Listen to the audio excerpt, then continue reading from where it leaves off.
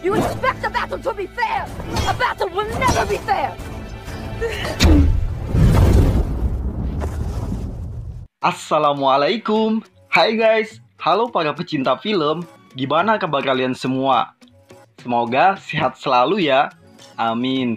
Di video kali ini, Mimin akan menceritakan sebuah cerita tentang suatu tempat atau pulau bernama Themyscira, tepatnya di Pulau Amazon, pulau buatan dewa Zeus yang tidak bisa ditembus sembarang manusia. Di pulau tersebut terdapat seorang ratu bernama Hippolyta bersama saudaranya bernama Antiope dan seluruh kaumnya yang semua di pulau itu hanyalah perempuan guys. Jadi nggak ada laki-laki sama sekali gitu. Tanpa seorang suami, Ratu Hippolyta mempunyai seorang putri bernama Putri Diana. Jadi ceritanya Putri Diana ini tercipta dari tanah liat yang dibuat Ratu Hippolyta lalu dihidupkan oleh dewa Zeus. Jadi semacam titisan dewa Zeus gitulah Putri Diana ini, hingga Putri Diana menjelma menjadi seorang putri cantik berkekuatan super layaknya seorang putri dewa, pembela kebenaran, pembela kaum lemah, kaum yang tertindas dari segala kekerasan, tapi bukan pembela kaum rebahan ya guys. So, daripada kalian penasaran, langsung saja yuk kita serumput filmnya. Let's go!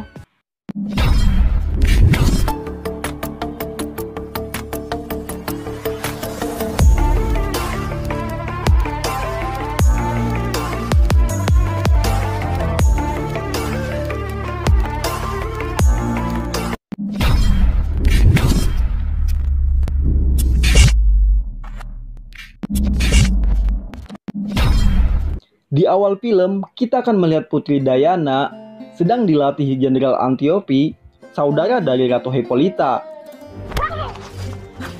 Tak lama, datanglah Ratu Hippolyta dan menghentikan semuanya. Karena Ratu Hippolyta tak mau Putri Diana belajar ilmu bela diri. Hurt? No, Mother, I'm fine. I was just Training. Saking sayangnya Ratu Hippolyta kepada Diana, dia lupa kalau Putri Diana diciptakan dewa Zeus agar suatu saat nanti bisa melawan kekuatan jahat dewa perang Ares. Sempat terjadi perdebatan antara Ratu Hippolyta dan Antiope. Betrayed by my own sister? No, Mother, it was me. I asked her to. Take her to the palace. Setelah mendengar penjelasan Antiope, akhirnya Ratu Hippolyta pun sadar kalau Diana memang ditakdirkan untuk menghadapi Ares suatu saat. Sejak hari itu, Ratu Hippolyta malah menyuruh Jenderal Antiope lebih keras menempa dan mengajari Putri Diana agar menjadi lebih kuat dan siap untuk menghadapi kekuatan jahat dewa perang Ares. Than any Amazon before her. 5 times harder. Times harder. Until what she is, or how she came to be. Singkat ceritanya, Antiope sedang melatih Putri Diana dewasa. Putri Diana diserang habis-habisan oleh Antiope. Dan secara refleks, Putri Diana mengeluarkan kekuatan tersembunyi pada dirinya. You expect the battle to be fair? A battle will never be fair! Itulah tujuan Antiope agar Diana bisa mengeluarkan kekuatan besarnya kala dia terancam atau terdesak. Di sini Diana merasa bersalah karena sudah menyakiti Antiope. Sorry. Wait, Diana, wait. Diana pun berjalan dan merenung di atas bukit dekat pantai Themyscira. Tak lama, terlihat sebuah pesawat yang akan jatuh ke laut. Jiwa ksatria dan penolongnya Putri Diana meronta-ronta melihat kejadian itu. Dia langsung saja nyemplung ke laut untuk menyelamatkan penumpang pesawat itu. Pesawat itu dikemudikan seorang kapten Amerika bernama Steve yang ditugaskan di Inggris menjadi mata-mata untuk menyelidiki senjata nuklir yang diciptakan orang jahat bernama Jenderal Ludendorff. Kapten Steve dikejar pasukan Ludendorff karena sudah berhasil merampas buku panduan pembuatan senjata nuklir dari tangan ilmuwan Jenderal Ludendorff, hingga membuat Kapten Steve dikejar sampai ke Pulau Putri Diana. Setelah Diana nyemplung dan menyelam, akhirnya Kapten Steve bisa dibawa dan diselamatkan Putri Diana. Tapi pasukan Jenderal Ludendorff masih mengejarnya. Tak lama, datanglah Ratu Hippolyta bersama prajuritnya. Di sini terjadilah pertempuran antara pasukan Jenderal Ludendorff dengan pasukan Ratu Hippolyta.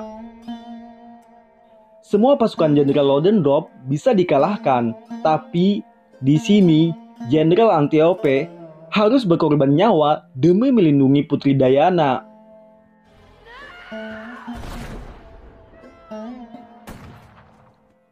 Di hembusan napas terakhirnya, Jenderal Antiope berpesan kepada Putri Diana agar dia pergi dari pulau ini supaya dia bisa mencari Dewa Ares dan memusnahkannya demi kedamaian dunia. Jenderal Antiope juga menyebut bahwa Putri Diana lah yang bergelar God Killer. Pasca kejadian ini, Kapten Steve pun dibawa dan ditahan Ratu Hippolyta untuk ditanya-tanya. Dengan cambuk sakti kejujuran, Kapten Steve menceritakan semuanya. I'm a spy! Ratu Hippolyta sebenarnya percaya dengan cerita Steve, tapi dia memungkirinya lagi karena tak mau Diana pergi dari pulau itu untuk mencari Dewa Ares. Setelah beberapa hari Kapten Steve di pulau itu, akhirnya Putri Diana sadar siapa dirinya sebenarnya yang memang diciptakan untuk melawan kekejaman Dewa Ares dan memutuskan pergi dari Pulau Amazon bersama Kapten Steve dan mencari Dewa Ares, pembuat semua perang di muka bumi. Sebelum pergi, Putri Diana menyempatkan mengambil pedang God Killer, perisai sakti, cambuk sakti kejujuran, tanpa lupa dia juga memakai baju jirah perang kebesaran kaum Ratu Hippolyta.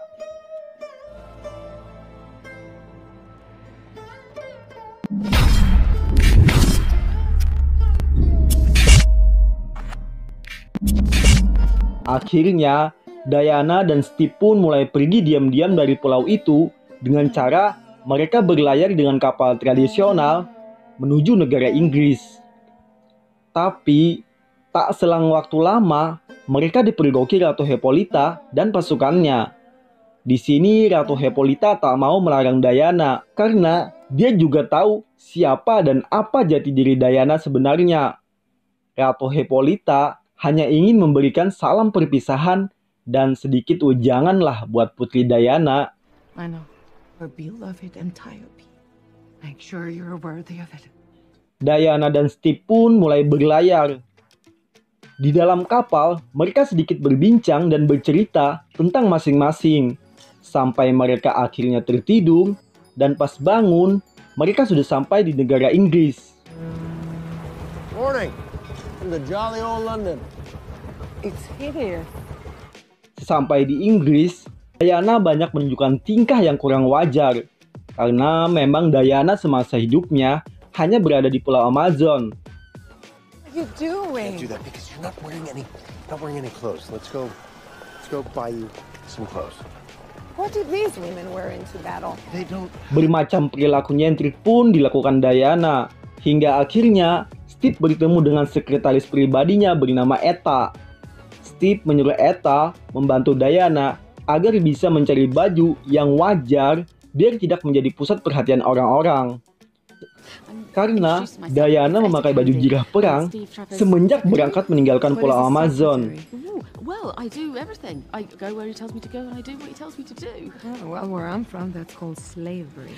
I really like. Setelah Diana menemukan pakaian yang cocok buatnya, mereka pun beranjak pergi dari tempat itu.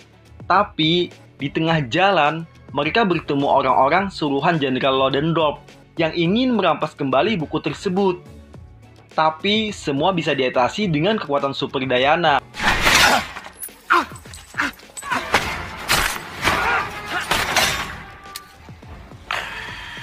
Setelah semuanya beres, Steve pun menemui atasannya untuk menyerahkan buku temuannya yang dia dapat dari tangan ilmuwan Jenderal Ludendorff. Steve menjelaskan situasi dunia sedang terancam dan semuanya harus bertindak. Tapi atasannya berkata, dia tidak bisa berbuat apa-apa. Apalagi disinyalir Jenderal Ludendorff berada di negara Belgia, di mana sekarang ini negara Belgia dalam proses menyerah kepada kerajaan Inggris. Yang intinya tidak boleh ada agresi militer atau apapun sejenisnya selama perundingan itu. Diana yang mendengar semua itu pun marah-marah berkata kalau jenderal atasan Steve pengecut, hanya duduk di kantor dan kursi empuk tanpa berbuat apa-apa. Berbeda dengan jenderal di tempatnya yang ikut berperang di medan perang kalau situasi genting. As if they mean nothing? Where I come from, generals don't hide in their offices like cowards. They fight alongside their soldiers. They die with them on the battle. Steve pun menenangkan Diana dan bergegas membawa Diana pergi dari tempat itu. Steve menjelaskan kalau Diana tidak bisa seperti itu karena emang aturannya seperti itu. Steve pun memutuskan dia akan tetap membawa Diana ke Belgia untuk menemukan Jenderal Ludendorff dan memusnahkan senjata pemusnah massalnya, tapi dengan cara diam-diam. We are going anyway. We're gonna need reinforcements. Steve pun berkata, mereka butuh bala bantuan, yaitu sahabat-sahabatnya Steve yang memang ahli dalam hal itu. Akhirnya, mereka bergegas mencari sahabat-sahabat Steve yang akan ikut dalam misi itu ke dalam sebuah bar. Steve akhirnya bertemu mereka dan menjelaskan apa misi mereka. Tapi sahabat-sahabat Steve malah tertawa mendengar bahwa mereka akan berangkat bersama seorang wanita tanpa mereka tahu siapa sebenarnya Diana.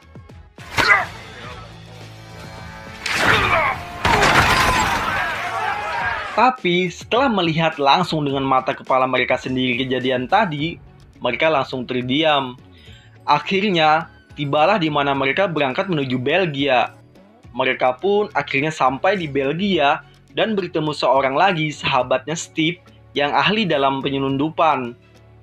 Dia yang akan membawa Steve dan yang lainnya memasuki titik lokasi tujuan mereka. Who is this? Okay, mecânico. Napi. And I'm there. Singkat cerita, mereka sudah berada di garis depan peperangan, di mana di belakang garis musuh itu terdapat markas Jenderal Ludendorff. Di sini, Diana berinisiatif menyelamatkan penduduk yang terkurung selama ini di belakang garis itu. Tapi Steve melarangnya, beralasan itu sangat berbahaya dan mereka harus lewat jalan lain. We need to make our next position by How can you say that? What is the matter with you? Tanpa disangka dan tanpa diduga, Diana langsung naik ke atas parit di mana pasukan musuh sudah bersiap menghujaninya dengan segala macam senjata. Tak ayal, tindakan Diana itu membuat Steve dan yang lainnya panik banget. Diana yang terus berjalan dengan santuinya, layaknya seorang model lagi catwalk. Tapi ini di medan peperangan loh guys. Slebau memang Diana. What the bloody hell she playing at? Diana pun dihujani tembakan bertubi-tubi bahkan dengan mortir. Tapi Diana berlalu dan terus berjalan dengan santuy banget guys. Steve dan para tentara lain yang melihat semua itu pun memberanikan diri membantu Diana. Hingga akhirnya benteng musuh pun bisa dilumpuhkan.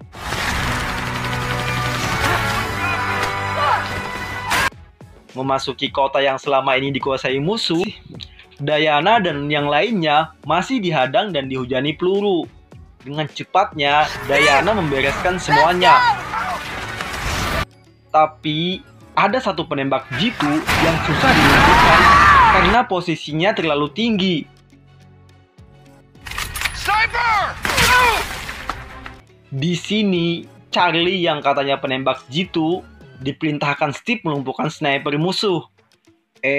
Alih-alih Charlie bisa melumpuhkannya, menembak saja Charlie tak bisa. Kan suwe banget.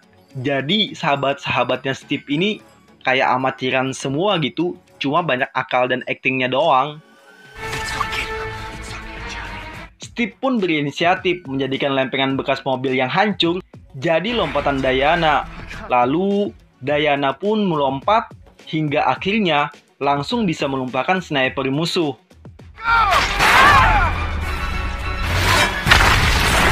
Singkat cerita, situasi aman terkendali, penduduk pun bersorak gembira karena mereka sudah terlepas dari semuanya.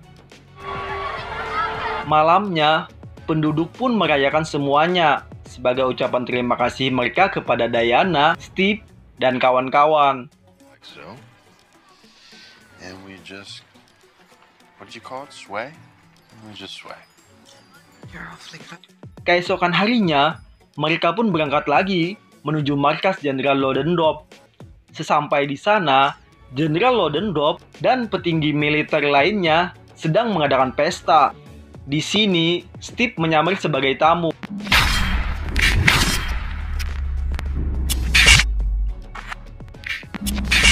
Singkat cerita, pesta usai dan Jenderal Ludendorff pun menuju markas senjata yang selama ini dia buat. Steve, Diana, dan kawan-kawan pun mengikutinya sampai ke sana.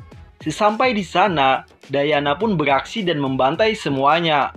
Hingga terjadi pertarungan yang sangat sengit antara Diana dengan Jenderal Ludendorff.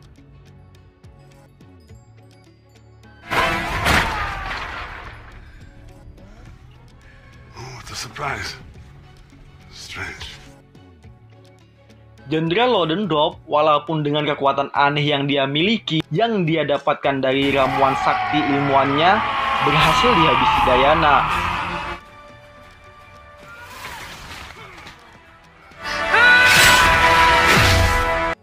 Di sini, Diana kebingungan, karena di satu sisi, dia sudah berhasil menghabisi Jenderal Ludendorff, yang dia pikir itu Dewa Ares. Di sisi lain, semua belum berakhir. Anak buah Jenderal Ludendorff masih tetap bersiap membawa senjata kimia itu dan menjatuhkannya di titik yang sudah mereka tentukan. Di sini, Diana tidak mengerti kalau manusia itu memang ada yang buruk dan ada yang baik. Bukan sepenuhnya karena Ares, Diana mulai frustasi dan merasa semua yang dia lakukan sia-sia. Semua perjuangannya untuk manusia bullshit. Steve mencoba menjelaskan kalau memang manusia itu ada yang baik, ada yang buruk. Tergantung mereka kuat atau tidak dengan godaan setan. Dan juga jalan mereka masing-masing. Apa yang mereka pilih, baik atau buruknya, itu tergantung masing-masing. But maybe I am. Tapi, Diana tidak mau mendengar lagi penjelasan Steve. Dan Steve pun memutuskan akan mengambil alih pesawat pembawa senjata kimia dan akan meledakannya bersama dirinya agar jauh dari permukaan tanah. Karena itu, satu-satunya jalan agar semuanya berakhir. Diana pun tak peduli semuanya lagi. Steve beranjak pergi, tapi tak selang lama, datanglah sosok Sir Alex yang ternyata dialah Dewa Ares selama ini. Zeus left the child he had with the Queen of the Amazons as a weapon to use against me. You liar. But if I must. Diana dan Ares pun bertempur habis-habisan. Steve pun berpamitan dengan Diana. Sebelum pergi, Steve mengatakan kata-kata terakhirnya bahwa dia sangat mencintai Diana. Dewa Ares pun menyerang Diana habis-habisan, tapi bukannya Diana kalah, malah Diana semakin kuat, menjadi lebih kuat seakan semua kekuatan Dewa Ares diserap sama Diana. It is futile to imagine you can win. Give up. Dewa Ares yang coba mempengaruhi Diana kalau manusia itu makhluk menjijikan dan tak pantas dia bela, tapi Diana dengan semua perkataan Steve dan semua yang dia alami sejak kenal manusia biasa, banyak hal baik yang dia rasakan. Dia pun mulai sadar, seperti kata Steve, manusia sejatinya memang ada yang buruk dan ada juga yang baik. Tidak semuanya buruk, tidak semuanya baik. Apalagi setelah melihat pengorbanan Steve yang rela korbankan dirinya, meledakkan dirinya bersama pesawat pembawa senjata kimia demi keselamatan umat manusia lainnya.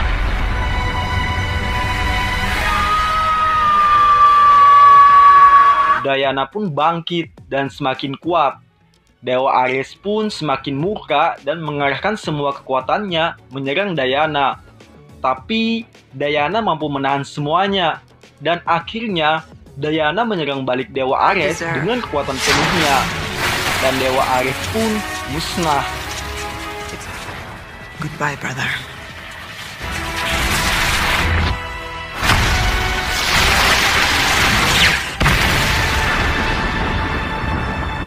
Dan kisah pun tamat guys untuk season ini. Banyak-banyak terima kasih buat kalian semua.